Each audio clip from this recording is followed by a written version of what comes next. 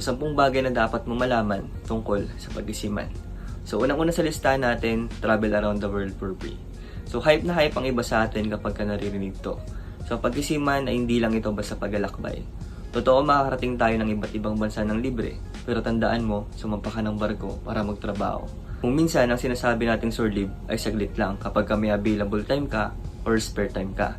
May pagkakataon din na hindi ka pa nga nakakababa dahil sa restricted or dahil sa restriction ng puerto o dahil sa sobrang higpit nila in terms of schedule and sa operation. May pagkakataon din na hindi tayo na-allowed ni captain o yung master ng barko natin na lumabas kasi nandyan yung PSC inspector para mag-carry out tayo ng ating duties and responsibilities when it comes to emergency drills. Pangalawa naman sa listahan natin is malayo tayo sa pamilya natin. Ito yung pinakamahirap na sacrifice sa atin bilang seafarer.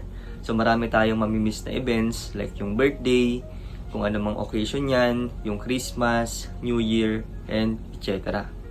So kinakailangan mo dito ng emotional na katatagan at tibay ng loob para sa pamilya mo. High risk and high reward.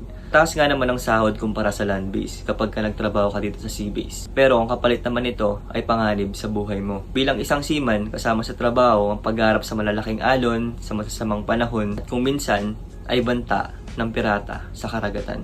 Pangapat sa listahan ay pagod sa mental at physical. Ang trabaho sa barko ay madalas 24/7 on call. Bukod sa physical na trabaho sa maintenance, pagdating sa bridge or sa engine, nandyan din ang mental fatigue dahil sa paulit-ulit na routine or ginagawa natin na trabaho sa barko. At dahil limited lang din ang espasyo. Panglima sa listahan natin, iba't ibang lahi yung mga kasama natin or different nationality on board. Sa loob ng barko, magiging katrabaho mo ang mga taga iba't ibang bansa.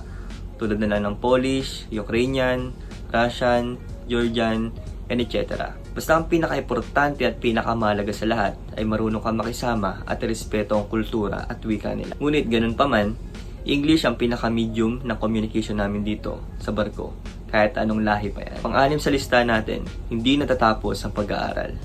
Kahit sabihin nating matagal ka na sumasampa ng barko, isang dekada na, kinakailangan mo pa rin mag-undergo ng training at renew ang mga certificates mo tulad ng COP, Certificate of Proficiency, COC, Certificate of Competency, at iba pa. Dahil ang pag-isiman ay kinakailangan tuloy ang pag-upgrade ng kaalaman para sa promotion at safety. Ito sa listahan natin, the importance of financial literacy. Maraming seaman ang kumikita na malaki pero nauubos din agad dahil sa maling paghawak ng pera. Bilang isang seaman, mahalagang matutong mag-ipon at mag-invest sa hinaharap kasi hindi natin alam ang kahinatnan ng ating future.